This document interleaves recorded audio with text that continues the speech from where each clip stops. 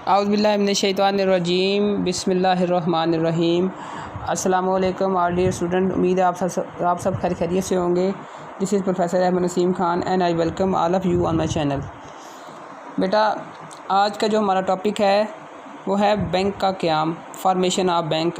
आज हम सीखेंगे कि आप बैंक को कैसे कायम कर सकते हैं, बना सकते हैं, वो कौन से मेथड हैं जिसके थ्रू बैंक बनता है। तो सबसे पहले तो बेटा हम अपने टॉपिक से मुतल्लक जो जितने भी हमारे लर्निंग आउटकम उसे देखते हैं। सबसे पहले हम इसे देखेंगे introduction of formation of bank. फिर हम एक छोटे से चार्ट के थ्रू से समझने की कोशिश करेंगे। नंबर 3 पे बेटा हमने कुछ पॉइंट्स को अंदर कंसिडरेशन रखना है। बज़रिया शाही फरमान बैंक बनता है, बज़रिया खुसूसी ऑर्डिनेंस बनता है और बज़रिया कंपनी एक्ट।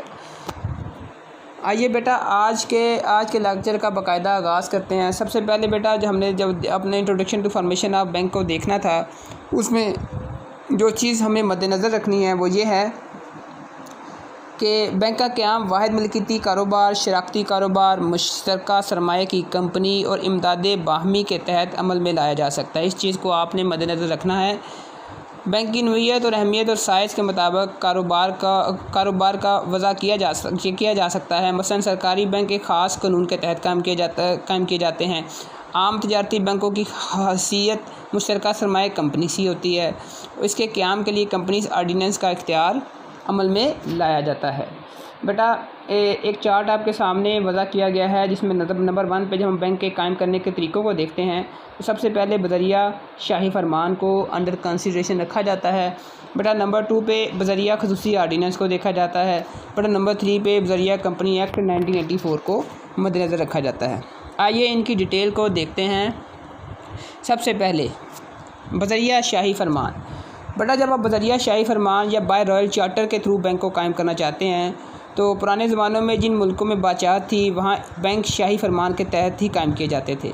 इस निज़ाम के तहत कायम किए गए बैंकों का सरमाया शाही फरमान हुक्म के तहत फराम किया जाता और किसी किस्म की कोई कानूनी कार्रवाई नहीं की जाती। यह बैंक कंपनी एक्ट पास होने से पहले कायम किए जाते थे।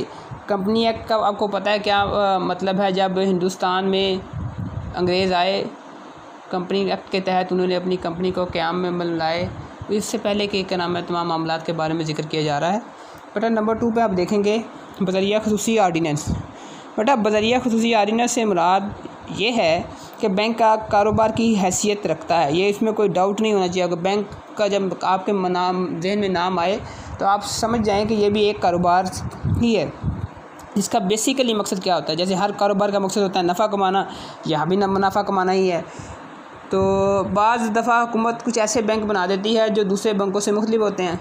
इनका मकसद नफ़ा कमाना नहीं होता, बल्कि इनका मकसद ख़ास निज़ाम को कंट्रोल करना या किसी ख़ास शोबे में तरक्की करना है। ऐसे बैंक जो किसी मुल्क के सरबराह की तरफ से जारी करदा खुसूसी ऑर्डिनेंस की मंजूरी के तहत या कह लें कौमी असम्बली या मजलिस शूरा या पार्लियामेंट इसकी इजाज़त देती है, ऐसे बैंकों का वजूद बज़रिया खुसूसी ऑर्डिनेंस के ज़ुमरे में आता है।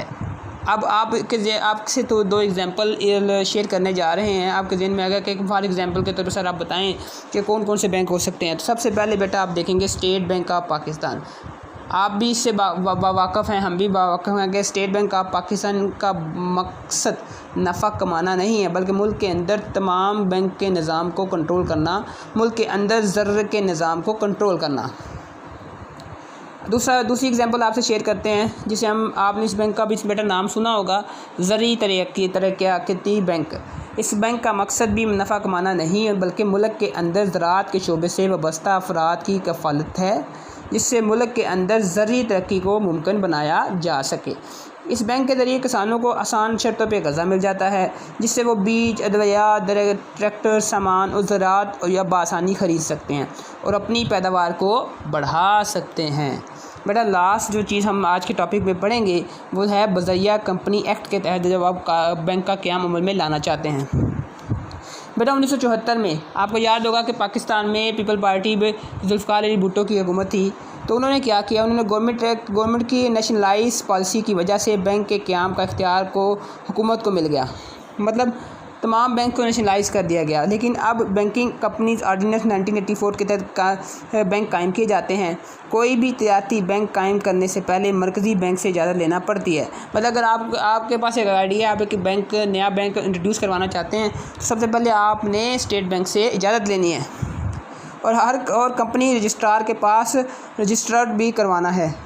याद रहे कि 1974 के नेशनलाइज पॉलिसी से पहले बैंक का क़याम बैंक की कंपनी एक्ट 1913 के तहत होता था। नेशनलाइज पॉलिसी का मकसद मुल्क के अंदर बैंक के निज़ाम में बेहतरी लाना था।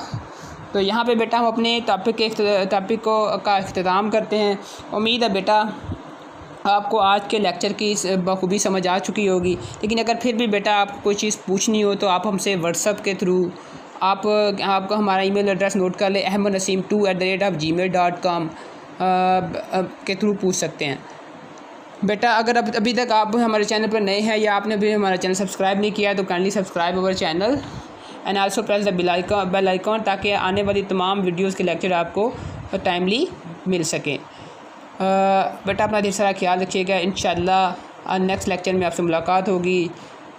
Thank you very much for your giving precious time. खुदा हाफिज़।